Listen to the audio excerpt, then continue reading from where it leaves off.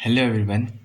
आज की इस वीडियो में हम लोग जानेंगे कि किस प्रकार से CMMS का पेपर अटेम्प्ट किया जाए, उसकी रणनीति या फिर स्ट्रैटेजी क्या हो।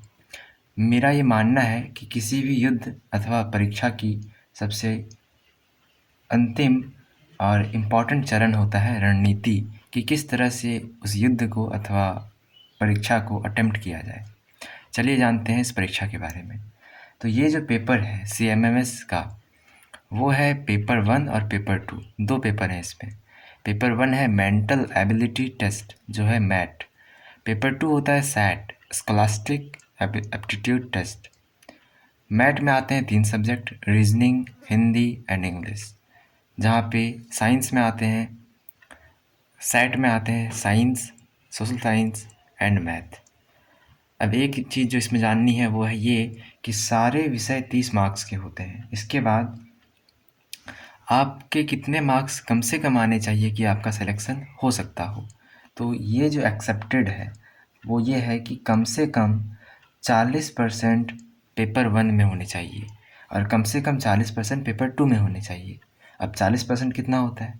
तो 40% होता है 36 नंबर, और 40% फिर कितना हो गया? 36 नंबर। इसका मतलब क्या है?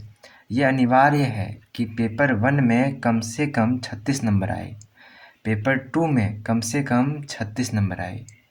अगर आपके पेपर 1 में 36 से कम आ गए और पेपर 2 में 36 से कई ज़्यादा, मान लेते हैं 90 में 90 आ गया, फिर भी आप रिजेक्ट हो सकते हैं। कारण क्या रहेगा? कि आपका पहले पेपर में 36 से कम था। इसलिए ये बहुत ही इम्पॉर्टेंट हो जाता है कि दोनों पेपर्स में 36 से कम तो नहीं हो।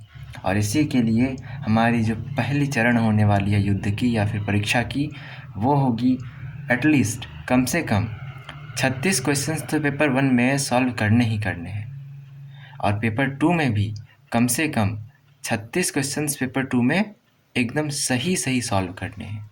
आई बात समझ में? चरण 1 क्या है? दोनों पेपर्स में 36 नंबर तो ऐसे ही होने चाहिए जो एकदम सही हो।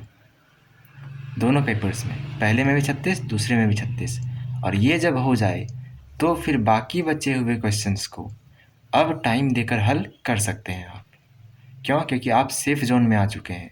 आप रिजेक्ट नहीं हो सकते अब, क्योंकि आपका 36 सही हो चुका है। अब आप एक्सेप्ट किए जा सकते हैं। इसलिए चरण 2 क्या कहता है कि बाकी बचे हुए क्वेश्चंस को अब टाइम देकर हल कीजिए। इसके बाद अब फिर भी कुछ बच जाएंगे क्वेश्चंस, उसको कैसे सॉल्व करना है? अब और समय दीजिए जो थोड़े से बचे होंगे। इसके बाद जो चरण 4 होता है, जो मन करे वो ऑप्शन टिक करके आ जाना है, जिसको कहते हैं तुक्का मारना। ऐसा नहीं करना कि छोड़ देना है क्वेश्चन, छोड़ना नहीं है।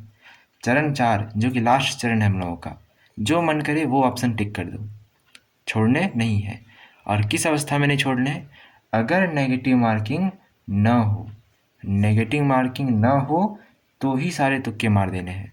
और अगर बोला जाए कि नहीं, एक गलती पे एक नंबर कटेगा, ऐसा कुछ बोला जाए, इसको बोलते हैं नेगेटिव मार्किंग। अगर ये हो तो कभी तुक्का नहीं मारना, और अगर ये ना हो तो सारे में तुक्का मार देना है जो बाद में बच जाए उसमें। और ये जो तरीका है ये है रामबाण तरीका, ये अपनाना है लास्ट में, छोड़ना नहीं है क्वेश्चन एक भी। तो ठीक है, आपको उम्मीद है ये वीडियो अच्छा लगा होगा, और अपना के देखिए। आपका एग्ज़ाम है, कब है? 6 तारीख को, 8वां महीना और 2023 में 4 दिनों बाद एग्ज़ाम है। इस स्ट्रेटजी को लगा के देखिए, और अगर वीडियो अच्छा लगा हो तो please like, share and subscribe to my channel. All the very best for your test. Keep patience, keep learning.